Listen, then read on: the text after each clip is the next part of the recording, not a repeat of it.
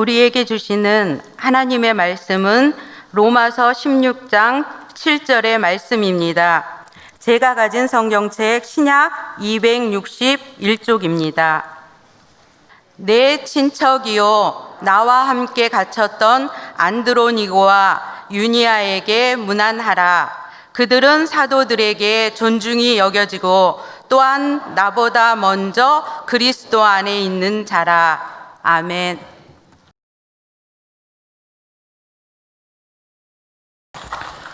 네, 오늘 우리 수예배를 여전도의 수련회로 예배를 드립니다. 그래서 여전도 회원들이 더 오신 거죠?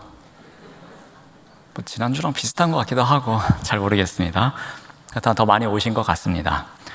오늘은 한번 우리 자아상이라는 것에 대해서 살펴보는 가운데 우리 공동체를 또 우리가 함께 하고 있는 여전도회를 어떻게 잘 세워가야 될지 한번 생각해 보고자 합니다.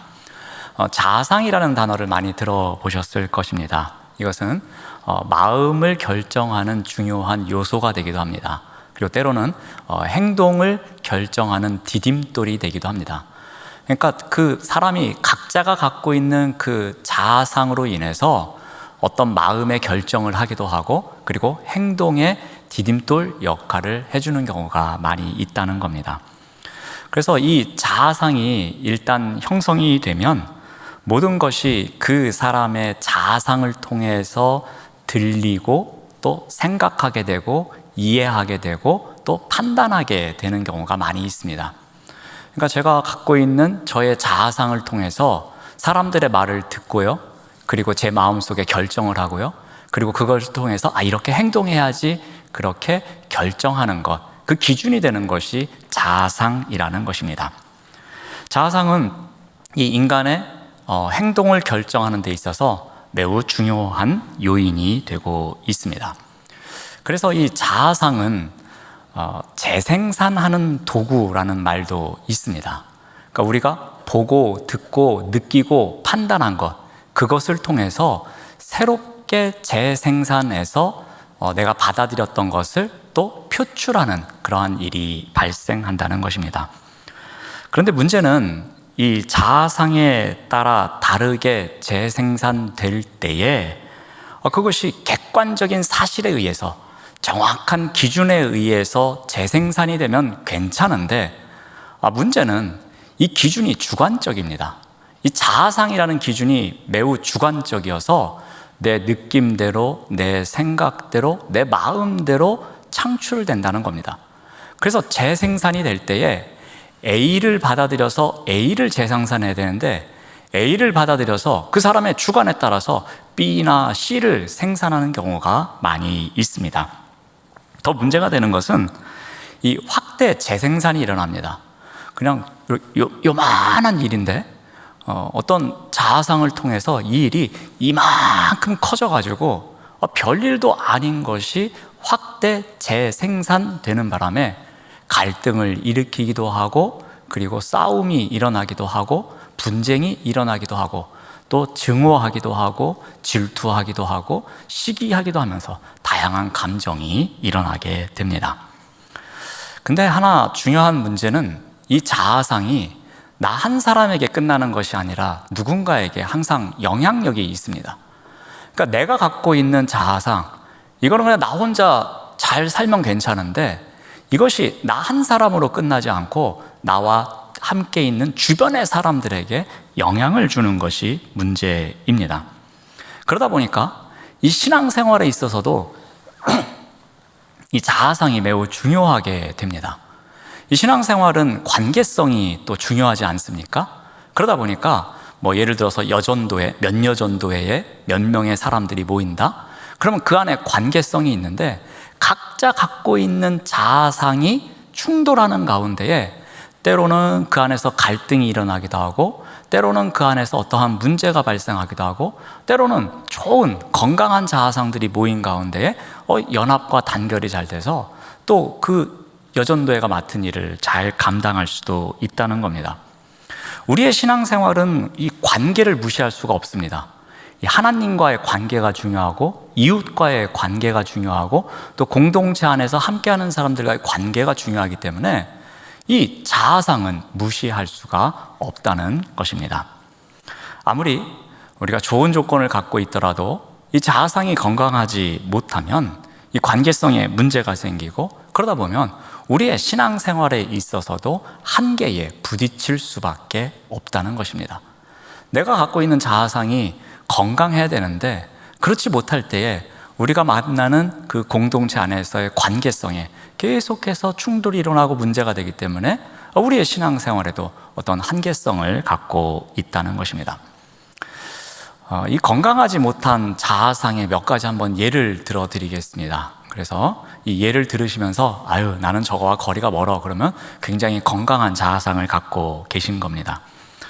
먼저 건강하지 못한 자아상 가운데 대표적으로 이 자기 자신에 대한 지나친 두려움을 갖는 경우가 있습니다. 나 자신을 신뢰하지 못합니다. 그래서 다른 사람들이 나에 대해서 이렇게 평가하면 어떻게 하지? 저렇게 평가하면 어떻게 하지? 그 두려움 때문에 자신의 마음을 솔직하게 표현하지를 못하는 겁니다. 내가 이렇게 이야기하면 저 사람이 나를 비난하겠지? 아, 내가 저렇게 이야기하면 저 사람이 나를 싫어하겠지? 아, 내가 이렇게 하면 저 사람이 나를 좋아할까?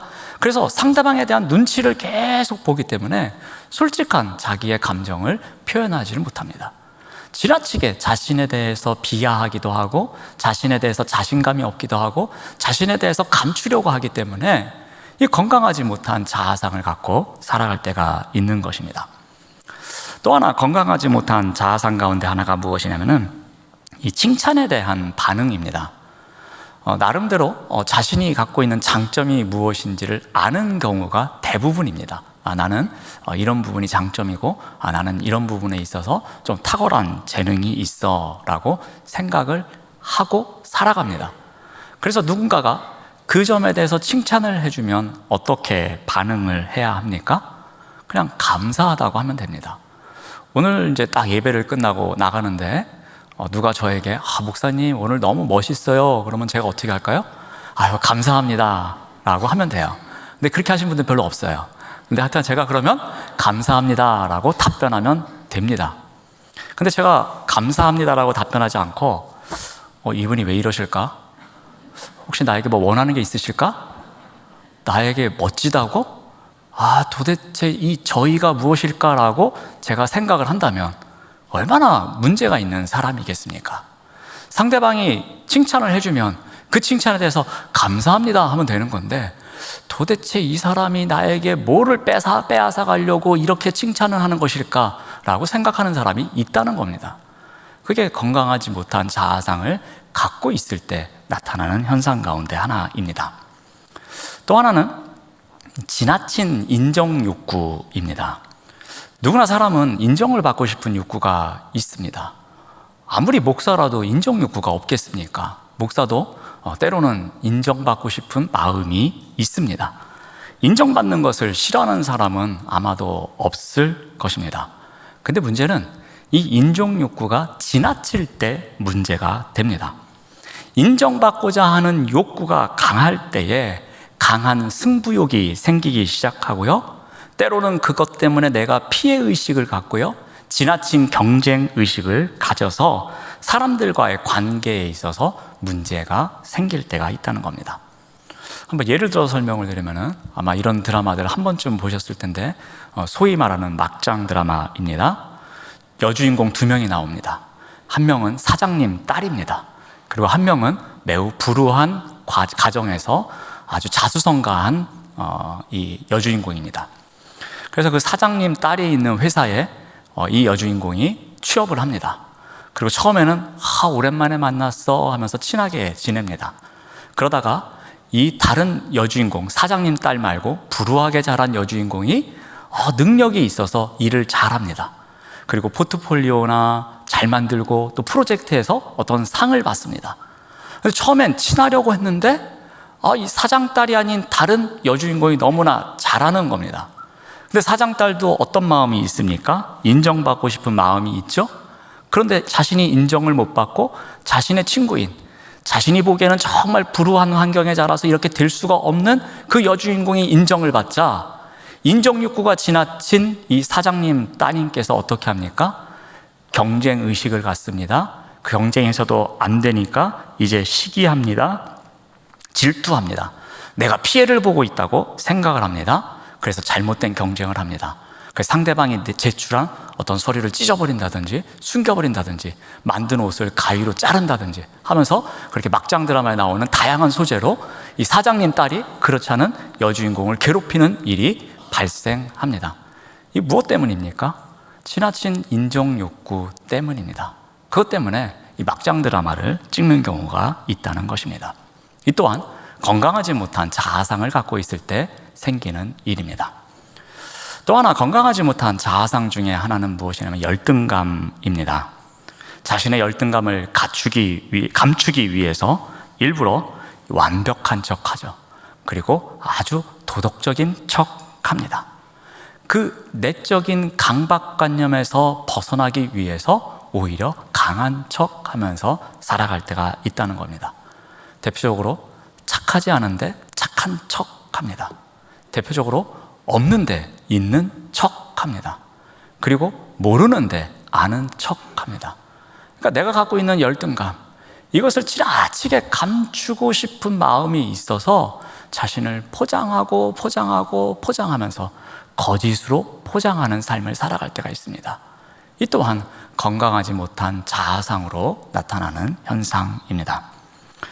마지막으로 또 하나 살펴볼 이 건강하지 못한 자아상은 트러블 메이커입니다. 이 어딜 가든지 문제를 일으키는 경우가 있습니다. 어떤 조직 내에 들어가면 그 조직 안에서 문제를 일으킵니다. 이 직장 가면 직장 상사와 싸워요. 집에 오면 가족들하고 싸워요. 교회 오면 목사하고 싸워요. 그래서 어디를 가든지 그곳에서 영적 리더이든 어떤 리더이든 그 리더와 싸우는 사람이 있습니다.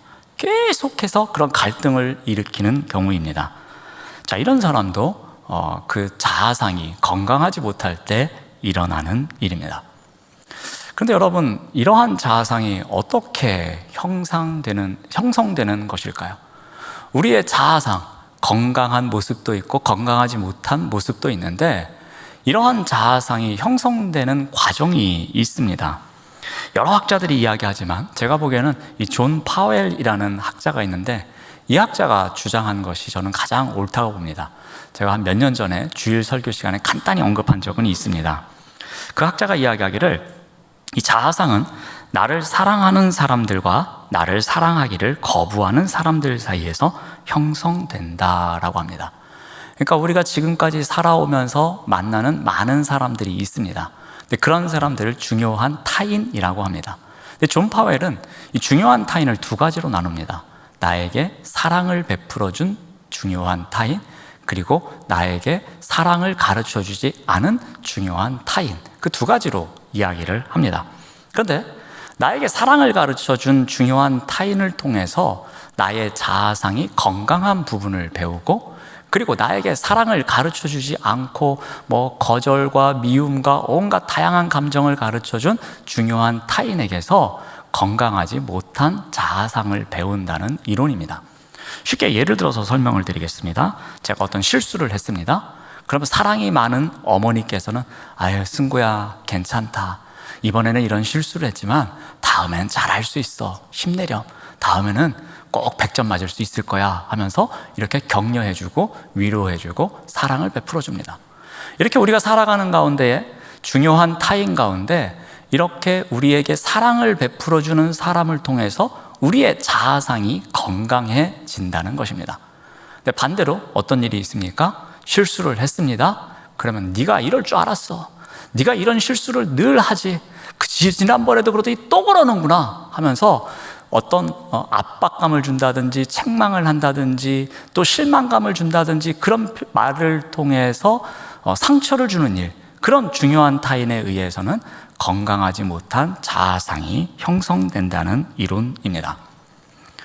그러므로 우리가 이 신앙생활을 하면서 이 공동체 안에서 사람들을 많이 만납니다. 여전도회 안에서 또 교구 안에서 또 기타 등등 그 안에서 사람들을 만납니다. 그 만나는 사람들이 이 이론에 의하면은 하나부터 10명까지 누구나 다 나에게는 중요한 타인이 되는 겁니다. 바꿔 말하면 나도 누군가에게는 중요한 타인으로 살아간다는 겁니다. 그런데 그 중요한 타인에 의해서 무엇이 형성되어져 갑니까? 나의 자아상이 계속해서 지금도 형성되어져 간다는 겁니다. 나의 자아상이 지금 100% 완성된 것이 아니라 지금도 계속해서 만들어져 가고 있는 겁니다. 그런데 내 주변에 있는 중요한 타인 가운데 나를 늘 거절하고 나를 핍박하고 나에게 상처 주는 말만 하는 사람들이 많은 중요한 타인들이 있다면 나의 자아상은 계속해서 건강하지 못한 부분이 만들어져 가는 겁니다. 근데 반면에 내 주변에 중요한 타인들이 건강한 자아상을 갖고 있어서 나에게 사랑을 알게 해주고 배려를 알게 해주고 온유함을 알게 해주고 다양한 믿음의 열매들을 알게 해주는 사람이 많으면 많을수록 그 사람에 의해서 우리는 더욱더 건강한 자아상을 만들어 가게 된다는 것입니다. 그것이 바로 이 자아상이 형성되어져 가는 과정입니다. 그러므로 이 자아상은 신앙과 분리할 수 없는 것이며 공동체와 분리할 수 없는 것이며 관계와 분리할 수 없는 것입니다. 우리 자아상의 형성은 이 공동체 안에서도 우리가 계속해서 만들어져 간다는 것, 우리가 신앙생활을 해가는 그 신앙의 여정 가운데서도 이 자아상은 계속해서 형성되어져 간다는 겁니다. 그 중요한 타인이 누구냐에 따라서 건강한 모습으로 아니면 건강하지 못한 모습으로 만들어져 간다는 것입니다. 자, 이 신앙 공동체 안에서 아주 건강한 자아상을 갖고 있었던 한 여성이 있었습니다. 오늘 본문에 나오는 사람인데요. 우리 로마서 16장 7절 말씀을 우리 다시 한번 봅니다. 내 친척이요 나와 함께 갇혔던 안드로니고와 유니아에게 문안하라.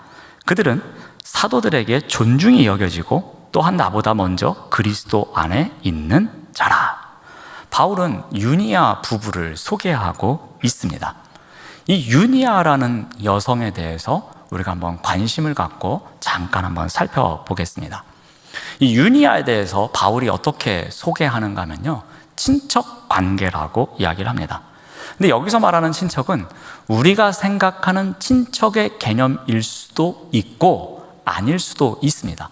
바울의 서신에 보면은 나의 고륙이요, 나의 친척이요, 나의 형제요라는 표현이 나오는데 이것은 다 비슷한 의미에서 나타낸 표현입니다. 즉, 이 사람이 나의 형제고 이 사람이 나의 친척이고 이 사람이 나의 고륙이라서 이렇게 표현한 것이 아니라 나에게 있어서는 정말 소중한 사람, 내 인생에 있어서 나에게는 정말로 중요한 타인이라는 의미로 소개한다고 보시면 될 것 같습니다. 바울이 어떤 사역을 할 때에 이 유니아라는 여성이 바울 주변에서 계속해서 바울에게도 영향을 주고 바울의 영향도 받았던 사람, 그래서 이 사람을 친척이라고 소개하고 있습니다. 그만큼 바울에게는 매우 중요한 인물이라는 것입니다. 그리고 그것을 오늘의 용어로 바꾸면 바울의 중요한 타인입니다. 또한 어떤 일이 있었냐면요, 바울과 함께 갇혔던 여인이라고 소개하고 있습니다. 그러니까 바울이 어려움을 당할 때에도 함께 했던 여성, 그 사람이 바로 유니아입니다. 여러분, 서신서에 보면 바울이 어려움을 당할 때에 바울의 곁을 떠난 사람들이 있습니다. 그 사람들도 아주 많았던 것으로 소개되고 있습니다. 그런데 이 여인, 이 연약한 여성인 유니아는 그 어려움이 있을 때에도 바울 곁을 떠나지 않고 바울과 함께 옥에 갇혔던 사람으로 소개되고 있습니다. 그러니 바울이 어려움을 당할 때 그 옆에서 도와준 사람이었으니 얼마나 바울에게는 중요한 타인이겠습니까? 또 어떻게 소개하는가 하면은 7절 마지막 부분에 보면은 바울보다 먼저 그리스도인이 되었다고 합니다. 그러니까 바울이 그리스도인들을 핍박하며 다니고 있을 때, 그 율법 우선주의자로 살아가고 있을 때, 내가 의로움으로써 교회를 핍박하고 있다고 의기양양하고 있을 때에 이미 이 유니아라는 여인은 그리스도인이었다는 것입니다. 그만큼 이 유니아가 바울에게 있어서는 매우 중요한 인물이었습니다. 이러한 인물을 어떻게 소개하는가 하면요, 바울은 사도들에게 존중히 여김을 받는 여인이라고 이야기를 합니다. 자신에게만 중요한 타인이 아니라 누구에게도요? 사도들에게도 중요한 타인이었다고 소개하고 있습니다. 이 부분을 직역을 하면은 그들은, 즉 유니아 부부는 사도들 가운데 뛰어난 사람들이었다라고 소개합니다. 그래서 이 루터는 이 부분을 해석하면서 이 유니아가 그 시대의 여성 사도였을 것이다. 그 시대의 여성으로서 복음을 전하는 사도였을 것이다. 예수님의 제자들과 함께 또 복음을 전하면서 또 다른 사도들과 함께 복음을 널리 전하는 바울 사역팀에서 함께 했던 그런 여사도였을 것이라고 이야기를 합니다. 그만큼 그 사도들 가운데서 가장 뛰어난 사람이라고 인정받을 정도로 바울과 사도들에게 중요한 타인이었던 사람, 그 사람이 바로 유니아입니다. 유니아는 바울 선교팀에 있어서 여사도로서 분명히 중요한 역할을 감당했을 것입니다. 그 여인은 건강한 자아상을 갖고서 자신이 할 수 있는 일을 최대한 역할을 감당했을 겁니다. 함께 비전도 공유하고요, 함께 선교지로 나아가기도 하고요, 로마서에 나오는 마지막 그 인물 가운데 한 명이었기 때문에 로마 교회가 세워지는 일에도 분명히 공헌을 한 사도였을 겁니다. 때로는 실수도 했겠죠. 때로는 부족함도 있었겠죠. 하지만 사도들과 함께 서로 위로하면서 또 바울을 도우면서 교회를 계속해서 세워나갔던 여성, 그런 여사도의 역할을 감당한 사람이 바로 유니아였습니다. 바울에게도 사도에게도 영향력이 있었던 사람, 이렇게 선한 영향력을 주는 유니아는 분명히 건강한 자아상을 갖고 있는 사람이었을 겁니다. 그렇기 때문에 사도들 중에 가장 뛰어난 사도라고 인정을 받았을 것입니다. 여러분, 자아상은 우리의 마음을 조절하는 중요한 요소라고 말씀을 드렸습니다. 그리고 우리의 행동을 결정하는 매우 중요한 디딤돌 역할을 하는 것입니다. 내가 갖고 있는 그 자아의 모습, 그거는 다양할 수밖에 없습니다. 여기에 지금 있는 모든 분들의 자아상의 모습은, 그 색깔은 다 다를 것입니다. 근데 중요한 것은 이 자아상이 왜 중요하냐면 공동체와 연관이 있기 때문입니다. 관계성에 있어서 매우 중요한 것이기 때문입니다. 이 자아상은 내가 아무리 내 마음껏 내가 지금까지 만들어져 온 독특한 모습일지라도 우리가 공동체로 모일 때에는 그것이 나 한 사람으로 끝나는 것이 아니라 누군가에게는 영향을 주는 관계성이 있기 때문에 우리가 자아상을 건강한 모습으로 갖고 가는 것이 얼마나 중요한지를 우리가 꼭 기억하셔야 할 것입니다. 자아상은 서로에게 영향력이 있기 때문에 건강한 자아상은 신앙생활에 있어서 매우 중요한 부분입니다. 그리고 그러한 인물 가운데 한 사람, 그냥 유니아에 대해서 우리가 간단히 살펴보았습니다. 우리가 여러 가지 추론을 통해서 아마도 그 여인은 요즘 세상 이야기로 하면은 건강한 자아상을 갖고 있는 여인이었기에 그 공동체를 온전히 세워가는 모습을 보였다는 겁니다. 관계에 있어서 인정을 받는 여사도였습니다. 바울에게도 인정을 받고 함께하고 있는 다른 사도들에게도 인정을 받는 가장 탁월한 사도였습니다. 그러한 여사도가 공동체를 세워가고 있었던 것입니다. 사랑하는 여러분, 그리고 오늘 수련회에 참석하신 우리 여전도의 회원 여러분, 건강한 자아상을 갖기 위해서 우리가 조금 더 노력하는 삶을 살았으면 좋겠습니다. 그러기 위해서는 중요한 타인이 내 주변에 많은 것도 필요하지만 내가 먼저 누군가에게 건강한 자아상을 건네줄 수 있는, 건강한 자아상으로 영향력을 끼칠 수 있는 중요한 타인이 되시기를 바랍니다. 우리가 여전도로 모일 때에 그 작은 공동체 안에서 그래, 내가 더 선한 영향력을 주고자 하는, 그래서 내가 누군가에게 건강한 자아상을 가르쳐주는 그러한 중요한 타인으로 살아가자라는 마음이 우리에게 있었으면 좋겠습니다. 그런 마음만 갖고서 우리 공동체를 세워간다면 여전도회가 오늘보다도 내일 더 우리에게 맡겨진 사역을 신실하게 감당하지 않을까 합니다.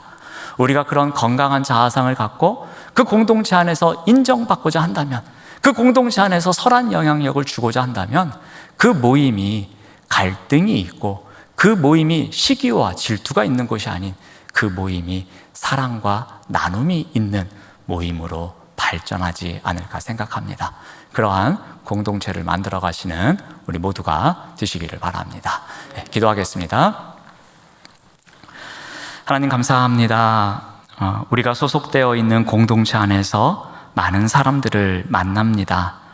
모두가 다 우리에게는 중요한 타인입니다. 모든 관계 속에서 건강한 자아상을 만들어 갈 수 있도록 인도하여 주시옵소서. 그래서 우리의 공동체를 온전히 세워나가는 우리 여전도회, 그리고 우리 모두가 될 수 있도록 인도하여 주시옵소서. 예수님의 이름으로 기도드립니다. 아멘.